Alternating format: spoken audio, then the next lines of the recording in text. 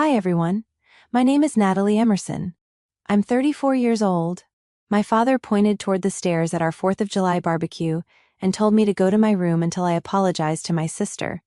And by the next morning, when he found my room empty and saw our family lawyer walking up the driveway, he finally understood I had not gone upstairs to cry. I had gone upstairs to choose myself. The worst part wasn't even that he said it. It was the way everyone laughed. 30 relatives in my parents' backyard, paper plates balanced on their knees, red plastic cups sweating in the heat, little American flags stuck into cupcakes my mother didn't bake, but still took credit for. My dad, Greg Emerson, stood by the grill with a spatula in one hand, like it was a judge's gavel. My sister Brianna sat at the patio table in a white sundress, her sunglasses pushed into her hair, looking wounded in that delicate way she had practiced since childhood. And me? I was standing beside the cooler holding a tray of corn I had bought, boiled, seasoned, wrapped, transported, and reheated. Because that was my role in my family. Useful hands. Invisible face. The whole thing started over my grandmother's necklace. Not an expensive necklace, not really. A thin gold chain with a small oval locket that belonged to my Grandma Ruth. Inside it was a tiny black and white photo of her and my grandfather from 1958, standing in front of a diner sign in Ohio. Grandma Ruth had worn it every Christmas, every Easter, every family birthday, even after Grandpa died. 2 months before the barbecue, she'd given it to me. Quietly. No announcement.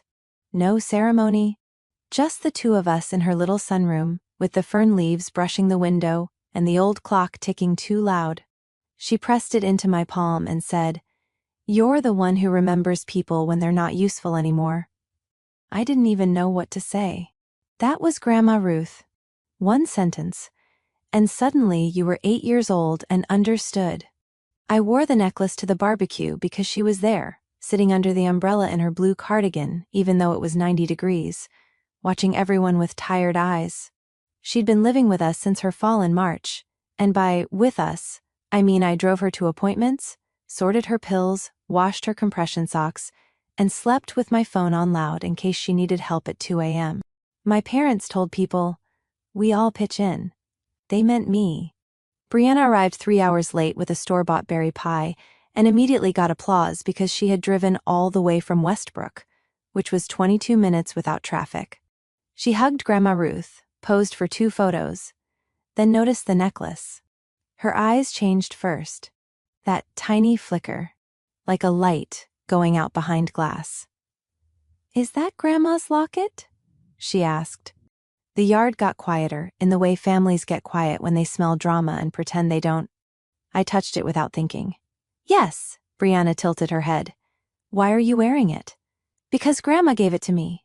My mother Linda turned from the drink table with a stack of napkins in her hand. My father stopped flipping burgers. Brianna laughed once, soft and offended. "She gave it to you?"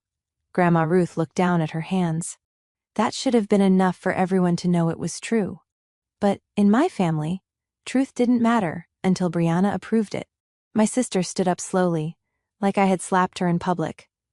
"That necklace was supposed to stay in the family." I stared at her. "I am the family." A few cousins made that low little ooh sound people make when they want conflict but don't want responsibility. Brianna's mouth tightened. "You know what I mean. I'm the oldest granddaughter." "You're older by 11 months. "And I'm the one with daughters. It should go to my girls someday." Her daughters were 6 and 4. They were in the bounce house, throwing fruit snacks at each other. I said, "Grandma gave it to me because she wanted me to have it." Brianna's eyes filled instantly. Perfect timing. No redness, no real tears yet. Just shine. Then she said the line that changed everything. "Of course. Natalie always has to make Grandma's decline about herself." The yard went dead silent. My chest went cold. Not hot. Not angry. Cold. Because I had been the one helping Grandma Ruth shower after she was too embarrassed to ask my mother. I had been the one learning how to cook without salt, because her blood pressure spiked. I had been the one sitting in the ER at 3:16 a.m., while my father texted, Keep us updated, from the bedroom 20 feet away. But Brianna said, decline, in front of everyone, like she was the grieving one. Like I had stolen something from a dying woman. I looked at my father. That was my mistake. Some small, stupid part of me still believed he might defend me if the lie was ugly enough. He set the spatula down. Then he pointed toward the sliding glass door. Natalie, he said, loud enough for the neighbor's dog to stop barking, go to your room until you're ready to apologize to your sister. For a second, no one breathed. Then my Uncle Mark laughed. Not because it was funny. Because cruelty becomes entertainment when the target has been trained not to fight back. My cousin Ashley covered her mouth, but I saw her smiling. My mother looked at the napkins like they needed saving. Brianna blinked slowly, pretending to be shocked but not surprised. And Grandma Ruth did not laugh. She lifted her head and looked right at me. I will remember that look until the day I die. It wasn't pity. It was permission. I was 34 years old. I paid my own car insurance. I had a job, a Roth IRA, a dentist I hated but still saw twice a year. I had moved back into my childhood bedroom 6 months earlier because my father said, just until your grandmother gets steady again, family helps family. And there I was, being sent upstairs like a disobedient 12-year-old in front of people who had eaten the food I bought and sat in chairs I unfolded. My father kept his finger pointed. Now, he said. Something in me became very calm. Not peaceful. Calm. The way the air feels right before a power line snaps. I set the tray of corn on the table. Carefully. I didn't slam it. I didn't cry. I didn't touch the necklace. I looked at Brianna and said, "You want an apology?" Her lips parted. I looked at my father. All right. Then I walked inside. Behind me, someone laughed again. A few people started talking too loudly at once, relieved that the show was over. My mother called, "Natalie, don't be dramatic," which was funny because I hadn't done anything dramatic at all. I went up the stairs slowly. Past the wall of family photos where Brianna's graduation picture hung dead center, twice the size of mine. Past the hallway table where my mother kept a framed photo from Brianna's wedding, even though I had been the one who paid the florist deposit after Brianna forgot her checkbook. My old bedroom was at the end of the hall. The room still had pale yellow walls from when I was 16. There were boxes stacked by the closet from my apartment, because my father had told me not to unpack too much. Temporary, he'd said. That word suddenly sounded like a warning. I shut the door, locked it. Then I stood in the center of the room and listened to my family continue the barbecue without me. The muffled pop of fireworks in the distance. A child shrieking near the sprinkler. My father's big laugh rising through the floorboards like nothing had happened. I took off the necklace and placed it on my desk. Beside it sat a manila envelope from Grandma Ruth's attorney, Martin Sloan. It had arrived 3 days earlier. I had not opened it yet because Grandma told me not to, unless your father makes one more public performance out of your obedience. Her exact words. My hands shook when I broke the seal. Inside were 5 pages, a key, and a handwritten note in Grandma Ruth's slanted cursive. Natalie, if you are reading this, then they finally forgot you are not a child. Let them. I sat down on the edge of my bed. Downstairs, my father's voice carried through the vent. She'll come around. She always does. And for the first time in my life, I smiled. Because this time, he was wrong. The first page was not legal paperwork. It was a list. Grandma Ruth had titled it in her careful handwriting, Things Natalie Has Done, while everyone else pitched in. Under it were dates. March 4. Natalie slept in the vinyl chair at hospital after my fall. Greg came at 10:20 a.m., stayed 18 minutes. March 9th. Natalie installed shower bars with her own money. Linda said they were ugly. March 18th. Natalie missed work meeting to drive me to cardiologist. Brianna sent flower emoji. April 2nd. Natalie paid pharmacy bill, $186.40. Greg said he would handle it later. April 19th. Natalie changed my sheets at 1 a.m. after accident. She told me not to be embarrassed. That was where I stopped. Not because I was surprised. Because I wasn't. That was the ache of it. Grandma had seen everything. All those tiny humiliations I swallowed because naming them made me sound bitter. All the times my parents acted like my labor was air. Necessary, surrounding them, and completely invisible unless it stopped. I pressed the paper to my chest and breathed through the lump in my throat. Then I read the rest. The second document was a letter from Martin Sloan, Grandma's attorney. It explained that Grandma Ruth had revised several personal directives while fully competent, witnessed, and notarized. There was a medical power of attorney naming me as her primary advocate if she became unable to make decisions. Not my father. Not my mother. Me. The third page was a copy of a deed. I read it 3 times before I understood. Grandma owned a small house. Not the house we were in. That belonged to my parents, with its manicured lawn and patriotic bunting my mother reused every year. This was a cottage on Lake Marin, 40 minutes north, the place my grandfather had bought decades ago, and everyone referred to as the old fishing dump. I remembered it vaguely from childhood: green shutters, creaky porch, pine trees, the smell of lake water and dust. According to the document, Grandma had transferred it into a trust. I was the trustee. And upon her death, the cottage would go to me. The key in the envelope was brass and old, taped to a note. In case you need somewhere, they cannot send you to your room. I laughed then. It came out broken and ugly, half sob. Downstairs, fireworks cracked in the neighborhood, and my family cheered like the sky had done something personal for them. The fourth page made my stomach drop. It was a written statement from Grandma, addressed to Martin. I am concerned that my son Gregory and daughter-in-law Linda are pressuring me to alter my estate plans. I am also concerned they are using Natalie's sense of duty to keep her in the home without compensation or respect. If Gregory attempts to remove Natalie from decisions regarding my care, I want Martin Sloan contacted immediately. I looked at the locked bedroom door. Then at my phone. There were already texts. Mom, your father is very upset.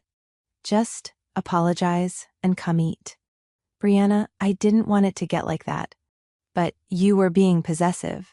Dad, door better not be locked. Then, 1 minute later, Dad, Natalie. I looked around my childhood bedroom, at the cheerleading trophy Brianna had won that my mother stored in my closet because there was more space. At the twin bed I was sleeping in at 34, at the boxes my father didn't want me unpacking. For tonight, I said. What happened? I told him, not everything, just enough. The necklace. Brianna. My father pointing at the stairs. The laughter. When I finished, Martin was quiet for so long I thought the call had dropped. Then he said, Ruth anticipated escalation. My mouth went dry. Escalation? She asked me to prepare documents in case your father tried to assert control over her care or property. She was particularly worried he would use the family's perception of you as leverage. That sentence hit harder than my father's shouting ever had. The family's perception of you, the responsible one, the forgiving one, the one who could be cornered with guilt because she always came back. What do I do? I asked. First, do not argue with them tonight. Do not surrender the documents. Do not mention the trust. Gather your essential belongings, identification, financial records, medication, and anything of sentimental value. Can you leave the house? I glanced toward the window. My room was above the side porch roof. As teenagers, Brianna and I used to climb out there when we wanted to watch meteor showers. Well, I climbed. Brianna yelled that bugs were touching her. Yes, I said. Do you have somewhere to go? I looked at the brass key. I think so. Good. Text me when you are out. I will come in the morning to speak with Ruth and, if necessary, your father. My father won't let you in. He won't need to let me in, Martin said. I represent Ruth. After we hung up, I moved fast. It is amazing how little of a life you truly need when you finally decide to leave one behind. Passport. Birth certificate. Social security card. Laptop. charger, work badge, 2 weeks of clothes. The photo of me and Grandma Ruth at my college graduation, where she was the only person who cried because she was proud instead of relieved. Then I opened the bottom drawer of my desk and took out the small velvet box I kept hidden under old tax returns. Inside was my mother's pearl bracelet. Not stolen. Given. Years earlier, when I turned 21, Grandma Ruth had told me the bracelet was hers originally, before she loaned it to my mother for her wedding and never got it back. She said, "Someday, it should go where tenderness lives." I hadn't worn it once. I put it in my bag. At 10:47 p.m., my father came upstairs. His footsteps were heavy and deliberate, the way they always were when he wanted the house to know his mood. He knocked once, not a request, a warning. "Natalie." I stood very still. "You have embarrassed this family long enough. Open the door." I did not move. The knob twisted, stopped. His voice lowered. "You think locking doors makes you groan?" My heart hammered so hard I could feel it in my wrists. Behind him, my mother whispered, "Greg, leave it. People are still here." He ignored her. "You will apologize to your sister before you sleep tonight. Do you understand me?" I looked at the envelope on my desk, at Grandma's words. Let them. So I said nothing. Silence was a language my father had never been able to dominate. After a long moment, he hit the door with his palm. "You can be stubborn. Breakfast is at 8. We'll deal with you then." His footsteps retreated. I waited 20 minutes. Then I opened my window. The summer night rushed in, thick with smoke and cut grass. Fireflies blinked over the side yard. From the backyard came my aunt singing off-key, my cousins arguing over sparklers, Brianna laughing too loudly. I dropped my duffel onto the porch roof, climbed out after it, and lowered myself down the trellis my father had been meaning to fix since 2009. One rung cracked under my foot. I froze. No one came. When my sneakers hit the grass, I almost collapsed from relief. I did not take my car. It was parked in the driveway behind 6 relatives, and my father would hear the engine. Instead, I walked 3 blocks to the elementary school and ordered a rideshare from there. As the car pulled away, I looked back once. From the street, my parents' house glowed golden and perfect, flags waving, porch lights shining, a family celebration in full swing. No one inside knew the obedient daughter had left. At 12:18 a.m., I unlocked the door to the lake cottage. It smelled like cedar, dust, and rain. On the kitchen table sat another envelope. My name was written across it, Natalie. My hands trembled as I opened it. Inside was a single sentence from Grandma Ruth. "Now wait for morning, sweetheart." That is when men like your father realize locked doors can open both ways. I did not sleep. I sat at Grandma's kitchen table in the lake cottage with my duffel by my feet, her envelope spread in front of me, and my phone face up, like it might bite. The cottage was smaller than I remembered. 1 bedroom, a sagging blue couch, fishing rods in the corner, faded curtains with tiny yellow flowers. But it was clean. Stocked, even. Canned soup in the pantry, bottled water, a stack of towels. A first aid kit with a sticky note in Grandma's writing, "Because you always remember everyone else's emergency." That was when I cried. Not pretty crying. But then I remembered the medication organizer I had filled before the barbecue. The oatmeal cups lined in the cabinet.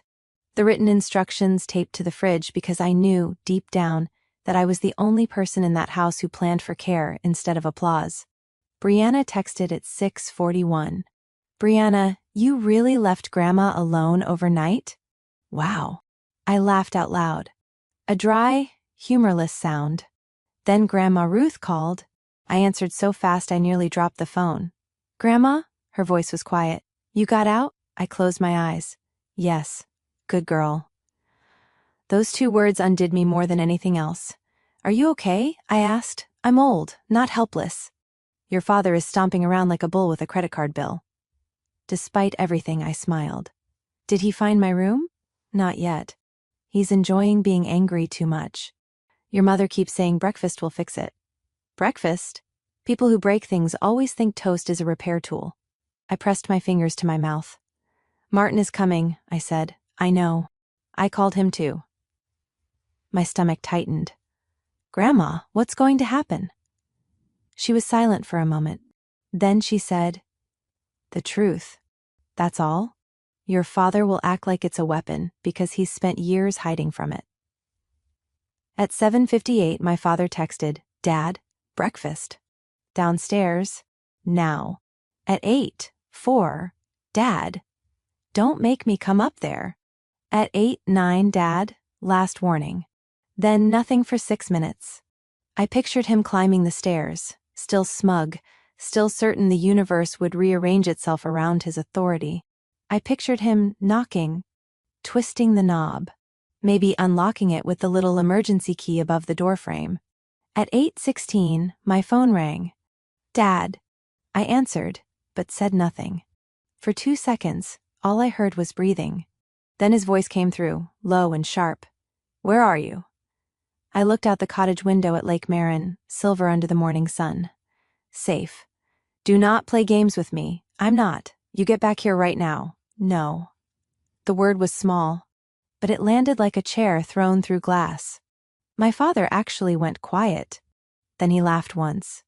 Excuse me? I said no. You have responsibilities in this house. I had responsibilities. I handled them. I left instructions. You don't leave instructions for your family like your staff. That one was almost funny. I was treated like staff. You were treated like a daughter. No. I was treated like a daughter when you wanted obedience and staff when you wanted labor. His breathing changed. I had never spoken to him like that before. Not because I didn't have the words, because I had always been afraid of what they would cost. You listen to me, he said. You are living under my roof. No, I'm not. Another silence. Then colder. Where are you? I didn't answer. Natalie, where are you? Behind him faintly I heard my mother say, Greg, there's a car pulling in. Then Grandma's voice, clear as a bell. That'll be Martin. My father muttered, what the hell is he doing here? And I knew part 1 of my life had officially ended. I stayed on the line. I heard the front door open. Heard muffled voices. My father's louder than everyone else's, of course. Martin, this isn't a good time. I'm here to see Ruth. My mother is resting. Grandma said, I'm sitting at the table, Gregory. A chair scraped. Then Martin Sloane's calm voice. Ruth asked me to come. My daughter is having some kind of tantrum, Dad snapped. If this is about Natalie, she has no business dragging you into a family matter. This is not about a tantrum, Martin said, and Ruth's legal affairs are not a family vote. My father barked a laugh. Legal affairs? What did Natalie tell you? Grandma answered before Martin could. She told him enough. I told him more. I gripped the phone so hard my knuckles hurt. My mother's voice fluttered in. Ruth, sweetheart, maybe we should all calm down. I am calm, Grandma said. That seems to be the problem for everyone else. Then Brianna spoke. Of course she was there. What is going on? Is this about the necklace? Because honestly, if Natalie is making this into some legal drama, that's disturbing. Martin said, Miss Emerson, I need to speak with Ruth privately. My father exploded. No. Absolutely not. This is my house. And Ruth is my client. She's my mother. Those are not the same thing. I wished I could have seen his face. For once, someone had drawn a line my father could not raise his voice over. There was movement. More arguing. My Uncle Mark's voice in the background, asking if someone should take the kids outside. My mother saying, This is humiliating. Grandma said, No, Linda. Humiliating is watching a grown woman be sent to her room while people laugh. Silence. Complete silence. Then Martin said, Natalie, are you still on the line? My breath caught. Yes. My father snarled. She's on the phone? I asked her to remain available, Martin said. Ruth has authorized it. Dad's voice turned icy. Natalie, you tell this man you're coming home. Home? That word had done so much damage in my life. I looked around the cottage. At the dust in the sunbeams. At Grandma's note on the table. At the brass key beside my hand. No, I said again. This time, it was easier.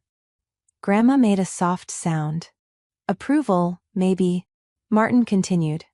Gregory, Ruth has executed updated directives. Natalie is her chosen healthcare advocate and trustee of certain assets. What assets? Dad demanded immediately. There it was. Not what healthcare decisions. Not, is Mom okay? What assets? Even over the phone, I felt the room change. Grandma Ruth sighed. Oh, Greg. My father recovered fast. Mother, you don't understand what you signed. I understood perfectly. You've been confused. Careful, Martin said. One word. But it cracked like a whip. My father lowered his voice. Martin, I don't appreciate the implication. Then don't make statements you may be asked to defend. Brianna jumped in, sweet and poisonous. Grandma, did Natalie pressure you? Because she's been very emotional lately. I almost laughed. Grandma did. A tiny, sharp laugh. Brianna, the last time you visited me without taking a picture was 2017. No one spoke. Then Grandma added, and you asked me for gas money. I heard a choked sound. Maybe Uncle Mark? Maybe a cousin trying not to enjoy it. Brianna's voice went thin. Wow. My father said, enough. Martin, leave my house. I will, Martin replied. After Ruth and I finish our conversation. If you prevent that, I'll advise her on next steps. What next steps? Protective ones. Another silence. This one was heavier. My phone buzzed with a new text from Mom while I was still on the call. Mom, please fix this. Your father's blood pressure. There it was again. The family emergency button. I typed back with shaking hands. Call his doctor? Then I turned off notifications. On the call, Grandma said, Gregory, I want Natalie left alone. She stole from this family, Brianna snapped. My father seized on it. The necklace. Grandma's voice sharpened. I gave her the necklace. You weren't thinking clearly, Brianna said. Grandma replied, I was thinking more clearly than I have in years. Then Martin said the sentence that changed the temperature of the entire house. Ruth, would you like me to proceed with the documentation regarding Natalie's compensation for caregiving services? My father's voice came back fast. Compensation? Grandma said, yes. My mother whispered, oh my God. Martin continued. Ruth has kept records of hours, expenses, and reimbursements owed. She asked me to prepare a formal claim. Dad laughed, but there was fear in it now. Against who? Grandma answered. Against the estate if necessary. Against you personally if you keep pretending you didn't benefit from her unpaid work. I stopped breathing. For 34 years, my family had counted on my silence being cheaper than help. And Grandma had kept receipts. For a moment, no one spoke. Then my father said, very quietly, Mother, you don't want to do this. Grandma Ruth answered, No, Gregory. I didn't want to do any of this. I wanted my son to notice the woman washing my hair at midnight was his daughter, not his servant. My throat closed. On the phone, I heard a chair scrape hard against tile. My mother said, This is getting cruel. Grandma's voice softened, but not in apology. Cruel was watching Natalie shrink herself at your table so the rest of you could feel comfortable. Brianna made a small, offended sound. So now this is everyone's fault except Natalie's? I could picture her perfectly. Arms folded. Chin lifted. The wounded princess in the court of public opinion. Martin said, This discussion should not continue as a group. Oh, it absolutely should, Grandma said. That surprised even Martin. Ruth? No. They laughed as a group. They can listen as one. Silence again. Then Grandma began, not yelling, not trembling. She simply read from her list. April 26. Natalie used vacation time to take me to the eye specialist. Linda told church friends she had been running all over town for me. My mother whispered, Ruth? May 3rd, Grandma continued. Gregory asked Natalie to cancel dinner plans because he had golf and I shouldn't be alone after a dizzy spell. He later told Mark he couldn't believe she was still single. I flinched. I remembered that night. I had been dressed, makeup done, excited for once. Dad had stood in my doorway and said, "You can reschedule. Family first." The man I was supposed to meet never asked again. Grandma kept reading. May 17. Brianna brought the girls over for 40 minutes, took 3 photos, posted 4 generations, my heart is full, then left before helping Natalie change my bedding. Brianna snapped, "I have children," Grandma said. "So did I." I still knew how sheets worked. Someone coughed. Definitely Uncle Mark that time. My father slammed something down. "Enough with the performance," Grandma replied. "You taught us performances were family tradition." That sentence sat in the air like smoke. Then my father changed tactics. He always did when shame got too close. "Natalie," he said into the room but for me, "if you come back now, we can discuss this privately." I almost smiled. There it was. The bargain. Return to the cage, and he'd consider making the bars softer. "No," I said. His voice hardened. "You are burning bridges you don't understand." I looked at the lake, calm and bright beyond the glass. "No, I'm noticing which ones were only ever one way." Martin cleared his throat. "Gregory, Ruth has also instructed me to arrange an assessment of her current living situation." "What does that mean?" Mom asked. "It means," Grandma said, "I'm leaving too." The eruption was immediate. My mother gasped. Brianna said, "Grandma, no." My father started talking over everyone. "You are not going anywhere." Martin's voice cut through. "Ruth is legally competent and free to reside where she chooses." "She lives here," Dad barked. "For convenience," Grandma said. "Not captivity." I stood so fast the chair at the cottage scraped behind me. "Grandma," I said, "are you sure?" "Oh, sweetheart," she replied, and for the first time all morning her voice wavered. I should have been sure sooner. My father heard that softness and lunged for it. "Mom, listen to yourself. Natalie has you confused. She runs off in the middle of the night, hides God knows where, and now suddenly you're leaving your family?" Grandma's answer was tired. "I'm going to Natalie." Every breath left my body. Mom started crying then. Real or strategic, I couldn't tell anymore. "Ruth, we've taken care of you," Grandma said. "No, Linda. You hosted me. Natalie took care of me." That distinction landed like a verdict. Martin spoke again, measured and practical. "Ruth has requested transportation to the Lake Marin property. I'll assist with necessary belongings and medications. Natalie, are you able to receive her?" I stared at the small cottage. 1 bedroom, blue couch, dusty curtains, freedom. "Yes," I said, "of course." My father's voice dropped into something dangerous. "That property is not available." Martin said, "It belongs to Ruth's trust. I'm her son. You are not the trustee." Another pause. Then Dad asked the question, "Who is?" No one answered for 1 heartbeat. Then Grandma said, "Natalie." The sound that came from my father was not a word. It was disbelief turning into rage. Brianna exploded. "Are you kidding me? She gets the necklace and the lake house?" Grandma replied, "Thank you for clarifying your priorities. It's not about that. It became about that the moment you cried theft over a gift." My sister's voice sharpened. "She manipulated you." "No," Grandma said. "She showed up. You've mistaken the two because you rarely do either." I sat back down slowly. Part of me wanted to beg Grandma to stop. Not because she was wrong, but because every truth she spoke was a match dropped into dry grass. But another part of me, the part that had carried trays, paid bills, swallowed insults and apologized just to end tension, needed to hear the fire. My mother said, "Natalie, please, tell her not to do this." I closed my eyes. All my life, my mother had handed me emotional messes, like wet towels. "Fix your father's mood. Comfort your sister. Don't upset Grandma. Be reasonable. Be the bigger person. I opened my eyes. No. Mom inhaled sharply. That's all you can say? No, I repeated. Grandma gets to decide.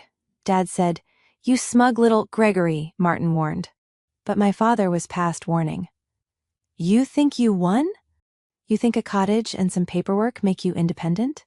You have no idea what you're doing. That house needs work. Taxes. Insurance. You'll come crawling back within a month. Maybe he expected me to defend myself. Instead, I said, maybe. That stopped him. I continued. Maybe it'll be hard. Maybe I'll mess things up. Maybe I'll have to learn fast. But I'd rather struggle in a place where no one points at stairs. Grandma made a soft sound, almost a sob. Then Martin said, Ruth, are you ready? Yes. The next 20 minutes were chaos I mostly heard in fragments. Drawers opening. My mother crying louder. Brianna whispering furiously to someone. My father making calls, probably to relatives, probably trying to build a jury before the facts settled. At one point, Uncle Mark came on the line. Natalie? I froze. Yeah? His voice was awkward, smaller than usual. I didn't know about all the stuff you were doing. I wanted to be generous. I really did. But I was tired of rewarding people for noticing the obvious only after it became expensive. You didn't ask, I said. He was quiet. Then he said, Yeah. Fair. A little later, Grandma came back. Sweetheart, I'm here. I've got my pills, my blue sweater, and your grandfather's photo. That's enough. I smiled through tears. Martin's bringing you? Yes. And Natalie? Yeah? When we get there, I want coffee. Strong. None of that weak regret your mother brews. I laughed for real then. The call ended when Martin helped her into the car. For the first time since I climbed out the window, the world went quiet. I had maybe 40 minutes before they arrived. I made coffee, found clean sheets, opened windows, shook dust from the couch blanket. My hands kept moving, because if I stopped, I would feel the size of what had happened. At 10:12 a.m., a black sedan turned onto the gravel drive. I ran outside barefoot. Martin stepped out first, gray suit somehow unwrinkled despite the heat. Then he opened the back door. Grandma Ruth emerged slowly, leaning on her cane, blue cardigan over one arm, locket chain glinting at her throat. She had taken it back from my desk before leaving. For one awful second, I thought she regretted giving it to me. Then she reached me, lifted the necklace over her head, and placed it around my neck again. There, she said. Let them see it from space. I hugged her carefully. She felt smaller than she should have. Behind her, Martin looked toward the road. Natalie, he said, we should talk inside. My stomach tightened. Why? He held up his phone. I've received 3 messages from your father already. The last one says he's on his way. Martin got Grandma inside first. That told me everything. He didn't say, don't worry. He didn't say, your father can't do anything.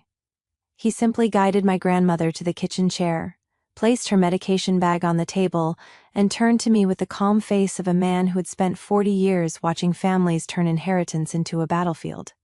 Natalie, he said, if Gregory arrives, you do not argue with him outside. Grandma snorted. Gregory only argues where he has an audience. Martin almost smiled. Exactly. My hands were cold despite the July heat. Can he make her leave? No. Can he make me? No.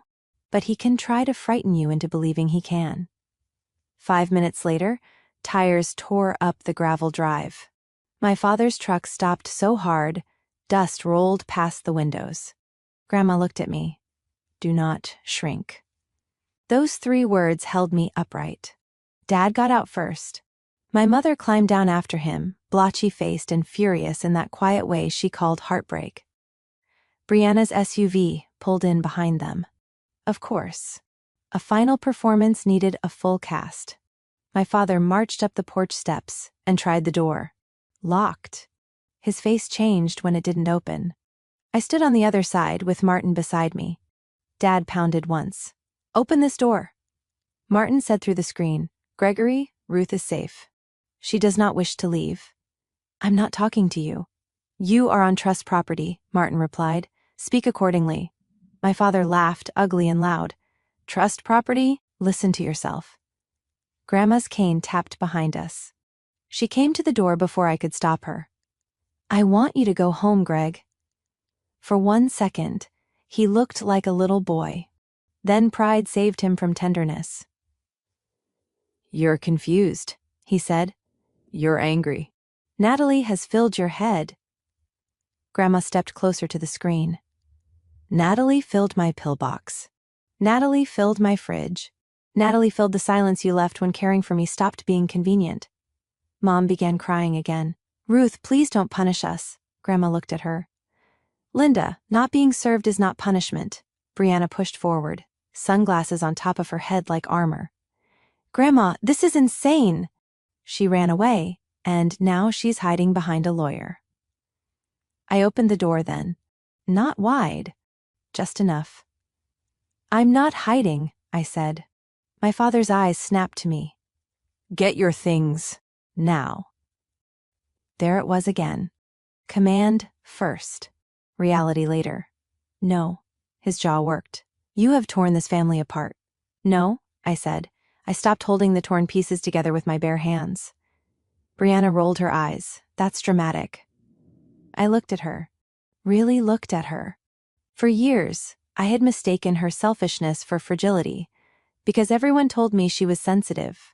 But standing there in the sun, angry that a sick old woman had chosen safety over appearances, she didn't look fragile. She looked spoiled. "The necklace was never the problem," I said. "It was just the first thing Grandma gave me that you couldn't take credit for." Her mouth opened, then closed. My father pointed at me. "You will regret speaking to your sister that way." Grandma's voice cut in. "No, Gregory. She will regret all the years she didn't." He turned on her. "Mother." Martin stepped forward. "That's enough. Ruth has made her wishes clear. If you continue to harass her or Natalie, I'll advise them to pursue a protective order." My mother gasped as if he had slapped her. "A protective order? Against family?" Martin said, "Especially against family, when necessary." My father stared at all of us. For the first time in my life, he had no room to send me to. No door he owned, no crowd willing to laugh loud enough to make him right. So he did the only thing left. He tried to wound. "You think this makes you loved?" he asked me. "You think she chose you because you're special? She chose you because you're available." The words hit. I won't pretend they didn't. Then Grandma reached for my hand. Her fingers were thin, cool, and certain. "I chose her," she said, "because when I became inconvenient, she stayed kind." My father looked away first. That was the victory. Not shouting, not revenge, not him apologizing on his knees like some movie villain. Just his eyes dropping because the truth had finally stood longer than his anger. They left after that, not gracefully. Dad threatened to review everything. Brianna called me manipulative.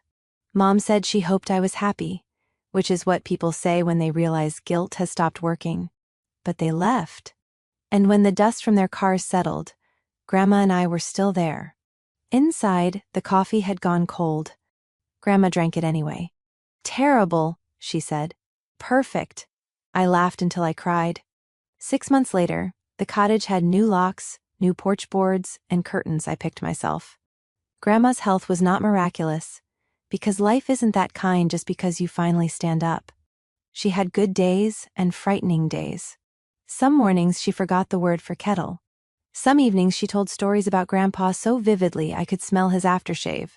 But she was safe. So was I. Martin helped formalize my caregiving compensation from Grandma's funds, at her insistence. I fought it at first. She told me if I refused to value my own labor, she would haunt me with paperwork. So I accepted. I used part of it to fix the roof. My father contested the trust and lost before it became anything more than an expensive tantrum. The competency records were airtight. The notes were detailed. Grandma had built her wall one receipt at a time.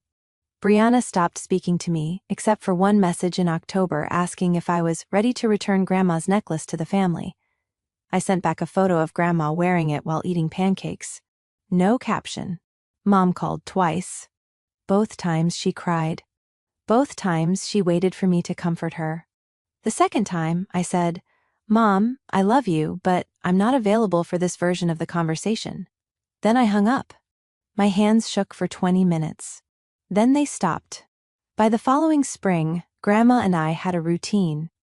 Coffee on the porch at sunrise. Her crossword. My laptop. The lake turning gold while geese screamed like unpaid actors. One morning she reached over and touched the locket at my throat. "You know," she said, "your grandfather gave me that after our first fight." What was the fight? "He told me I was stubborn." I smiled. "Were you?" She looked out at the water. "I was becoming myself." Men often confuse the two. A year after that night, on the next 4th of July, I did not go to my parents' barbecue. I hosted my own. 12 people came. Friends. Neighbors. Martin, who brought terrible potato salad and excellent wine. Uncle Mark came too, awkward but sincere, carrying folding chairs and an apology he did not make me earn.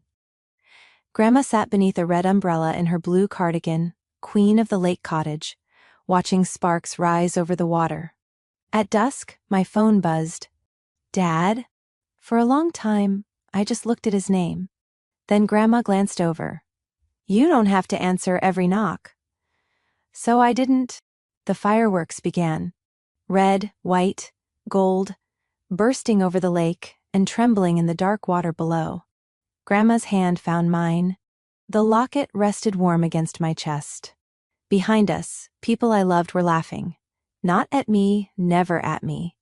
And for the first time in my life, I went to the room where I finally packed my life, climbed out the window, and stopped asking permission to be treated like a person.